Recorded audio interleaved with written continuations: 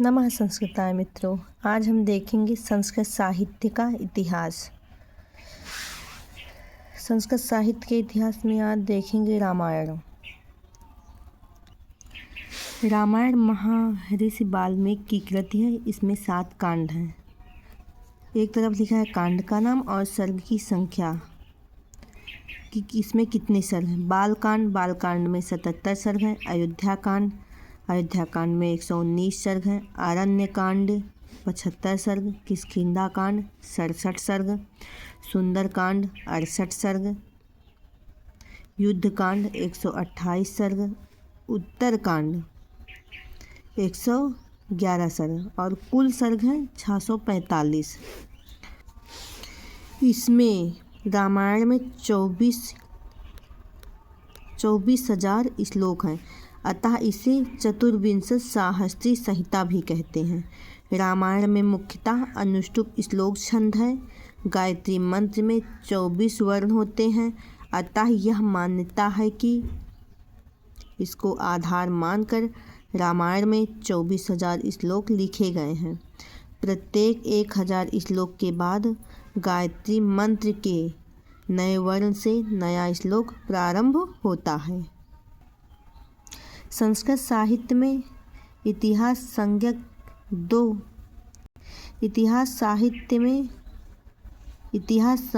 2 ग्रंथ प्राप्त होते हैं, एक रामायण और दूसरा महाभारत। रामायण तथा महाभारत दोनों महाकाव्य के रूप में प्रसिद्ध हैं। वाल्मीकि कृति रामायण आदि काव्य है।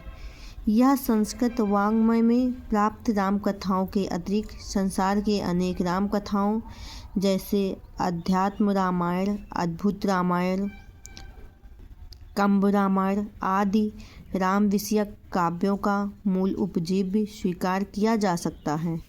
राजशेखर ने काव्य मीमांसा में इतिहास के 2 भेद किए हैं, प्रक्रिया पुराकल्प। प्रक्रिया इतिहास एक नायक से संबंध है।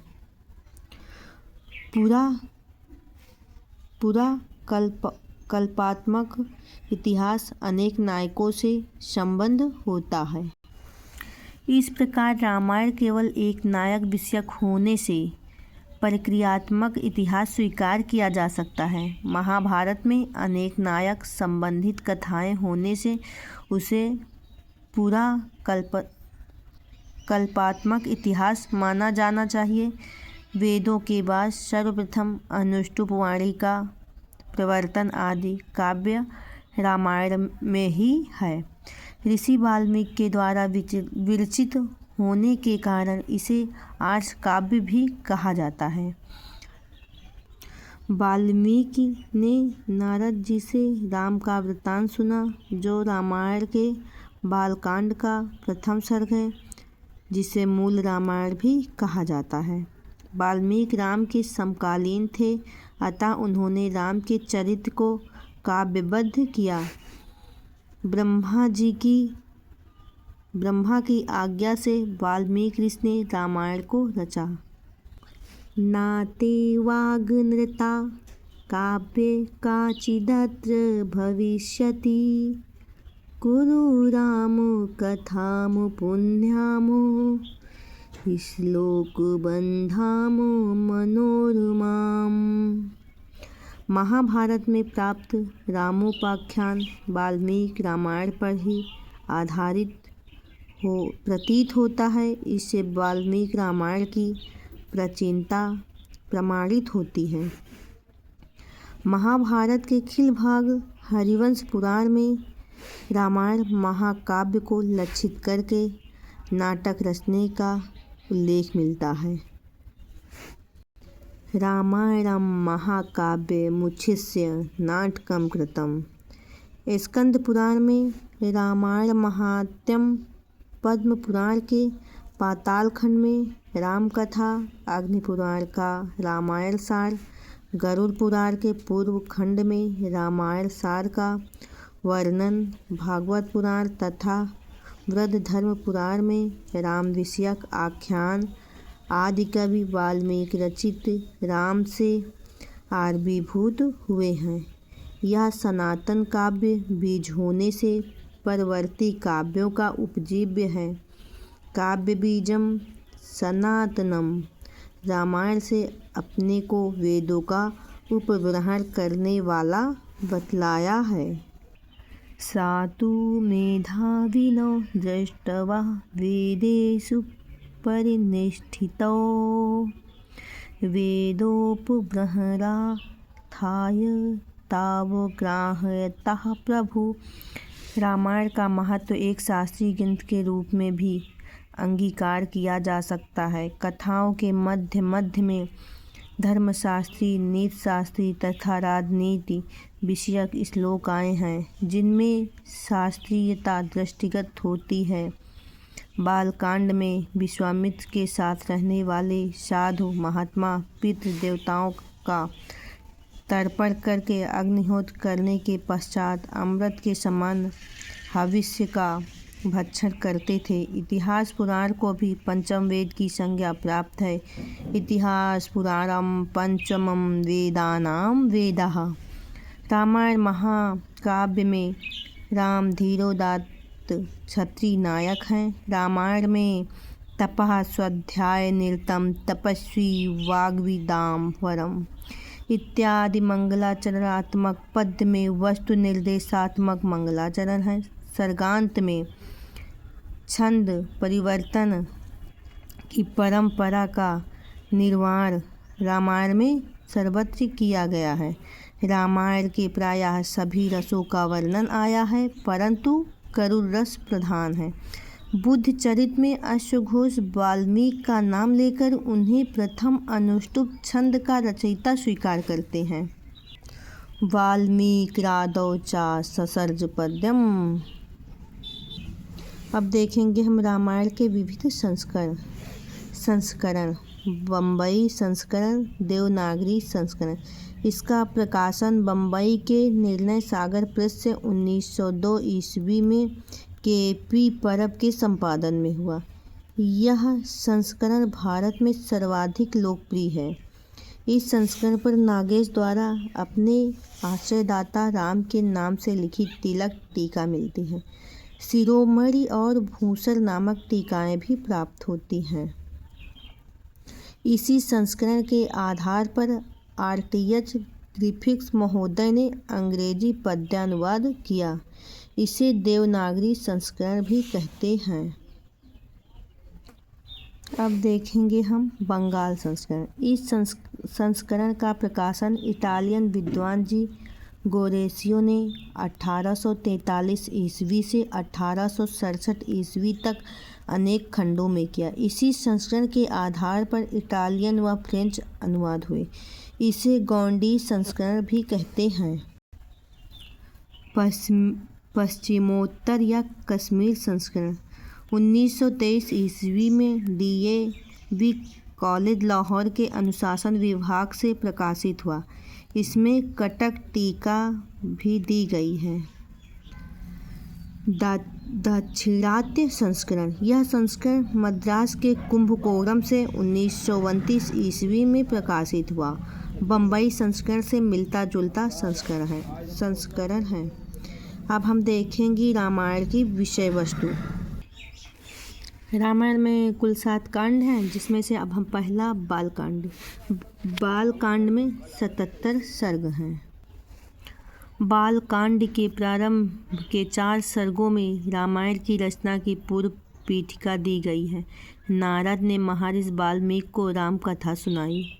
क्रौंचवध की घटना, अयोध्यापुरी का वर्णन, ऋषि श्रृंग तथा शांता के विवाह का वर्णन, दशरथ द्वारा अश्वमेध यज्ञ, ऋषि श्रृंग द्वारा दशरथ का पुत्रेष्ठ यज्ञ कराया गया, श्री राम अवतार, भरत, लक्ष्मण तथा शत्रुघ्न का जन्म, ताड़कावध, विश्वामित्र के यज्ञ की रक्षा, गंगा से कार्तिकेय की उत्पत्ति का प्रसंग, सगर के पुत्रों की उत्पत्ति तथा यज्ञ की तैयारी, भागीरथ की तपस्या, गंगावतरण, मिथिला गमन, अहिल्या का उद्धार, त्रिशंकु का यज्ञ, श्री राम द्वारा धनु भंग, श्री राम आदि चारों भाइयों का विवाह, गमन, गमनावतार, सागर मंथन आदि।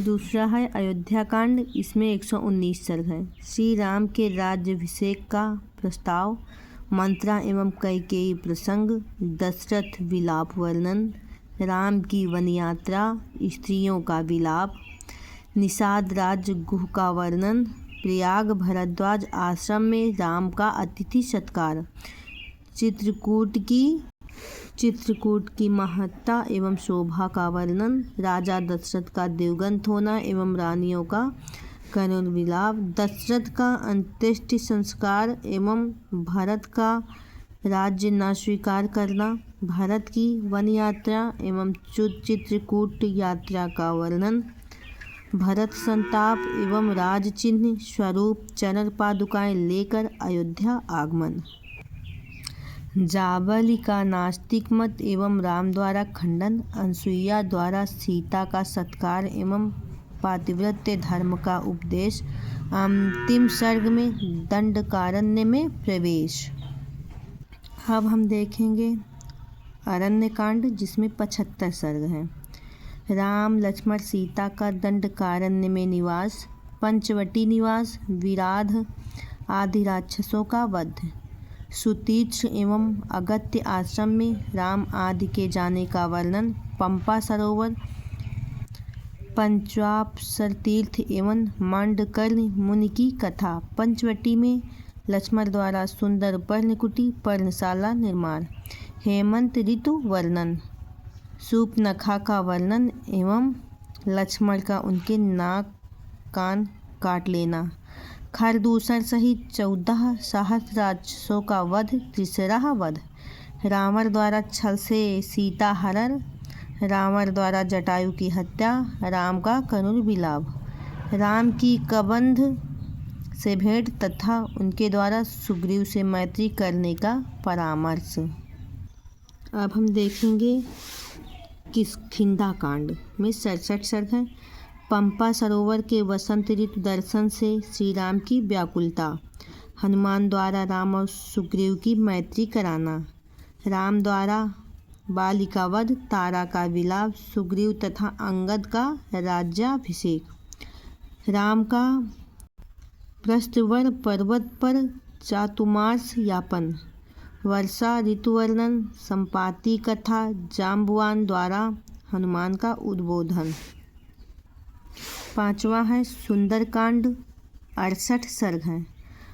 हनुमान द्वारा सागर लांघकर लंका में प्रवेश, सीता की खोज, अशोक वन में सीता दर्शक, अंगुलीयक वृत्तांत अंगूठी का वर्णन, अशोक वाटिका विंध्यस्य, अक्षय कुमार वध एवं हनुमान का बंदी होकर रावण सभा में जाना, विभीषण द्वारा दूतवध निषेध तथा हनुमान की पूंछ में आग लगाना तथा लंका दहन, हनुमान का लौटना तथा वानरों का मधुवन घर्षण, राम को हनुमान द्वारा सीता की चूड़ामणि दिया जाना तथा सीता का वृत्तांत सुनाना।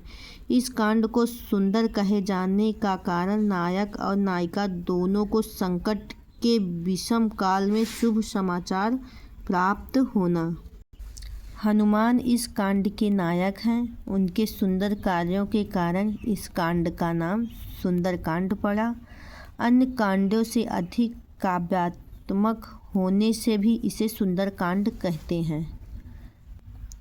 छठवां कांड है युद्ध कांड। इसमें 128 सर्ग हैं। राम द्वारा हनुमान प्रशंसा।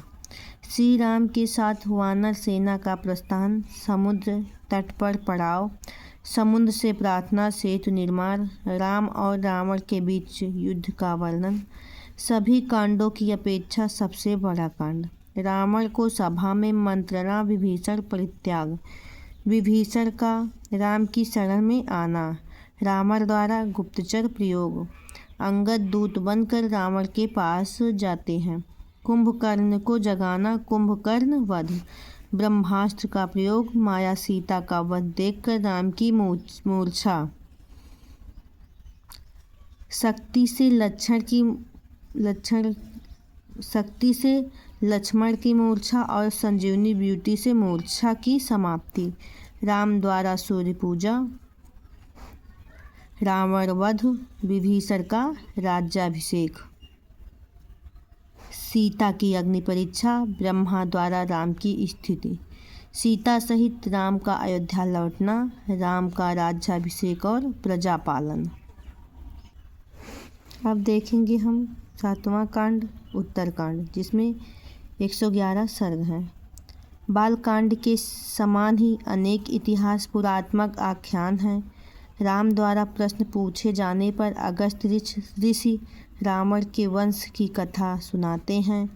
अगस्त ऋषि पुनः हनुमान की कथा भी कहते हैं। सीता परित्याग, राजा नृग, उर्वशी, वशिष्ठ, ययाति के आख्यान, रावणासुर का शत्रुघ्न द्वारा वध तथा शत्रुघ्न का राज्याभिषेक, लवकुश जन्म, रामचरित की रचना और गान, शंभुक वध, इला पुरुरवा आख्यान एवं राम द्वारा अश्वमेध यज्ञ का अनुष्ठान, शपथ लेकर सीता का पाताल प्रवेश, लवकुश का राज्याभिषेक तथा राम का महाप्रस्थान। अंतिम सर्ग में रामायण का पाठफल कहा गया है। प्रक्षिप्त अंश। भारत में रामायण के विभिन्न संस्करणों में पाठ भेद होने पर ऐसा भी माना गया है कि पूरी रामायण एक ही व्यक्ति महर्षि वाल्मीकि के द्वारा लिखी गई थी, जो मौखिक परंपरा से प्रचलित होने के कारण पृथक संस्करणों में मिलती है। बालकांड एवं उत्तरकांड बाद में जोड़े गए हैं। इन यूरोपीय आलोचकों में वेबर तथा याकोबी प्रमुख हैं। प्रक्षिप्त मानने के इन्होंने निम्न तर्क दिए। मूल कथा से असंबद्धता, भाषा शैली का अंतर होना, प्रक्षिप्त कांडों में भी राम को विष्णु का अवतार बताना, महाभारत के रामोपाख्यान में तथा अन्य राम काव्यों में उत्तरकांड की कथा नहीं है। पाश्चात्य विद्वानों के मत में बड़ी त्रुटियां हैं। वस्तुतः रामायण की दीर्घकालीन मौखिक परंपरा के कारण कुछ सर्ग या श्लोक प्रक्षिप्त हुए हैं। संपूर्ण कांडों को प्रक्षिप्त कहना पूर्वाग्रह तथा भ्रांति का घोतक है। श्री बी वरदाचार्य ने मूल ग्रंथ और प्रक्षिप्त अंश के विषय में पर्याप्त विवेचन किया और सारांश दिया है कि रामायण के 7 कांड मौलिक हैं। प्रसिद्ध समालोचक आनंदवर्धन ने धन्यालोक में सीता परित्याग तक की कथा को मूल रामायण की कथा माना है। रामायण में रस। यद्यपि रामायण में करुण श्रृंगार और वीर रस का व्यापक प्रयोग है, तथापि कवि का विशेष प्रयोग करुण की ओर ही है। अतः रामायण में करुण रस को ही अंगिरस स्वीकार किया गया है। आचार्य आनंदवर्धन ने 1850 ईस्वी ध्वन्यालोक में स्पष्ट रूप में रामायण में करुण रस की पुष्टि की है। रामायणे हि करुणो रसा स्वयं आदिकविनः सूत्रतः। रस उद्भावना के कारण ही वाल्मीकि रस सिद्ध कवीश्वर कहलाते हैं। आदि कवि वाल्मीकि ने रामायण की रचना की प्रेरणा करुण रस के प्रसंग से ही प्राप्त की है। क्रौंच पक्षी के युगल में से एक के मारे जाने से कवि का हृदय शोकाकुल हो उठा था और वही शोक श्लोक बनकर निर्गत निकला हुआ। सो अनुव्याहराद भूयः शोकः श्लोकत्वमागतः। वाल्मीकि ने रामायण की समाप्ति सीता के आत्यंतिक वियोग तक की कथा का समावेश करते हुए की है, जैसा कि आनंदवर्धन ने लिखा है। निर्व्युढश्च सा एव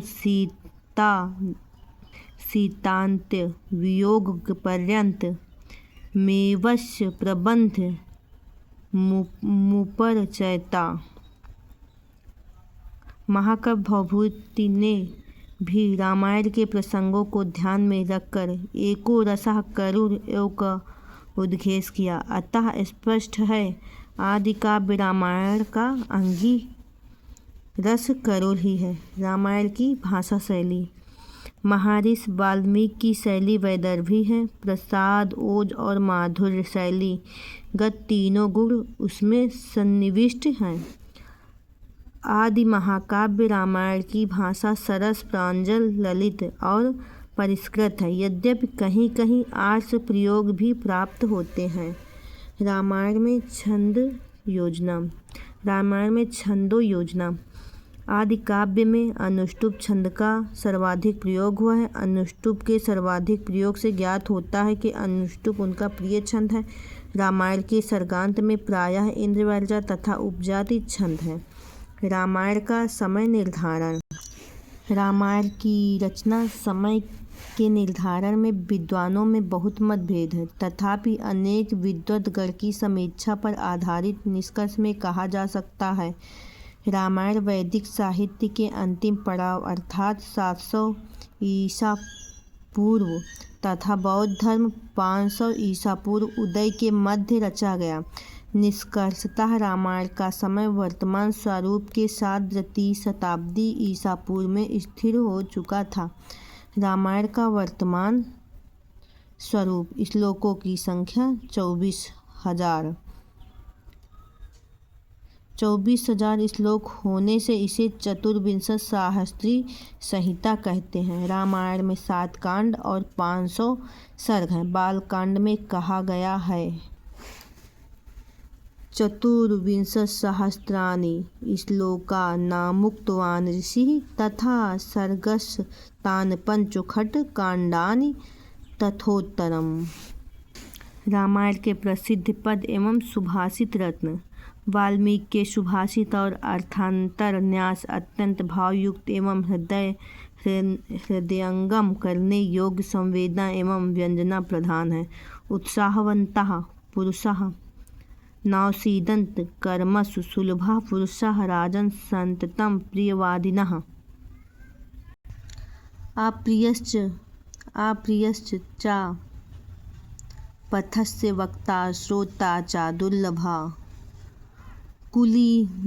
कुलीनं वा वीरं पुरुषमानिनं चारित्र्यमेव व्याख्याति शुचिमु वा यदि असुचिमि न परिहृतं भक्ष्यं व्याघ्रं खादितुमिच्छति भयं भीतादि ही जायते।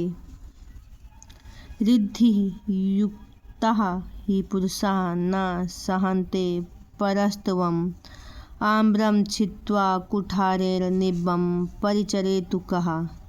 राम द्वारा रावण की मृत्यु के बाद विभीषण को उपदेश मरणान्तानि वैराणि निवृत्तं न प्रयोजनं क्रियातामस्य संस्कारो ममायस्य यथा तो।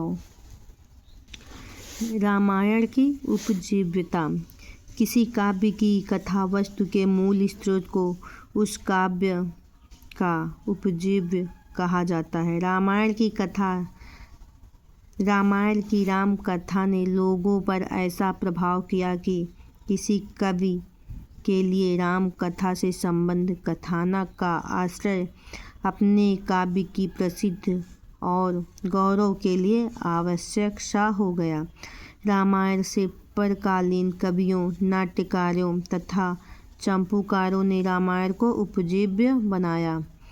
रामायण के उत्तरकांड में स्वयं वाल्मीकि राम कथा की उपजीव्यता इन शब्दों में कहते हैं नाहन्यो अर्हति काव्यानां यशोभाक् राघवात्रिते। रामायण पर आश्रित ग्रंथ रामायण ग्रंथ योग वशिष्ठ रामायण, आध्यात्म रामायण, कंब रामायण तमिल भाषा में, अद्भुत रामायण, अगस्त्य रामायण, रंगनाथ रामायण तेलुगु में, कृत्तिवास रामायण बांग्ला भाषा में, रामचरितमानस तुलसीकृत अवधी भाषा में। रामायण पर आधारित महाकाव्य रघुवंशम कालिदास, रावण वध भट्टी कवि, जानकी हरण कुमारदास, रघुनाथाभ्युदय वामन भट्ट बाण, रामायण सार रघुनाथ, रामचरित कवि अभिनंद, सेतुबंधु प्रवर सेन, रामायण मंजरी क्षेमेंद्र, राघव पांडवीय माधव भट्ट। रामायण आधारित रूपक ग्रंथ देखेंगे अब हम। भास प्रतिमा नाटक दिंगनांग कुंदमाला भव, भास प्रतिमा नाटक, भास अभिषेक नाटक, दिंगनांग कुंदमाला, भवभूति उत्तर रामचरित, भवभूति महावीर चरित, राजशेखर बाल रामायण, मुरारी अनर्घ राघव, जयदेव प्रसन्न राघव, शक्तिभद्र आश्चर्य चूड़ामणि, रामभद्र जानकी परिणय, महादेव अद्भुत दर्पण, दामोदर मिश्र हनुमान नाटक महानाटक। रामायण आश्रित चंपू ग्रंथ देखेंगे अब। रामायण चंपू भोज, उत्तर चंपू वेंकटाध्वरी, चंपू राघव अनंताचार्य, अमोघ राघव दिवाकर, रामचंद्र चंपू विश्वनाथ सिंह। रामायण विषयक महत्वपूर्ण तथ्य। संस्कृत साहित्य में रामायण और महाभारत आधारभूत ग्रंथ हैं। रामायण को काव्य तथा महाभारत को इतिहास कहा जाता है। बौद्ध साहित्य पर भी रामायण का प्रभाव दिखाई देता है। दशरथ जातक नामक बौद्ध ग्रंथ में राम कथा प्राप्त होती है। जैन ग्रंथों पर भी रामायण का प्रभाव मिलता है। जैन कवि बिमल सूर्य ने रामायण का प्रथम रूपांतरण 118 सर्गात्मक प्राकृत काव्य पौमचर्यु पद्यचरित में किया था। रामायण की अमरता रामायण के बालकांड में कही गई है। यावः स्थास्यन्ति गिरयः सरितश्च महीतले, तावद् रामायण कथा लोकेषु प्रचर्यस्यति। नलचंपू त्रिविक्रम भट्ट ने वाल्मीकि को नमन करते हुए कहा है, सदूषणः अपि निर्दोषः, सखरा अपि सुकोमलः, नमस्ते स्मः कृतः येन रम्या रामायणी कथा। संस्कृत के मूर्धन्य विद्वान प्रोफेसर सत्यव्रत शास्त्री ने थाईलैंड की राम कथा पर आधारित संस्कृत महाकाव्य श्री राम कीर्ति महाकाव्य लिखा है। प्रोफेसर सत्यव्रत शास्त्री ज्ञानपीठ पुरस्कार प्राप्त करने वाले प्रथम संस्कृत विद्वान हैं। कुश और लव ने ही सर्वप्रथम रामायण का मंचगान किया था।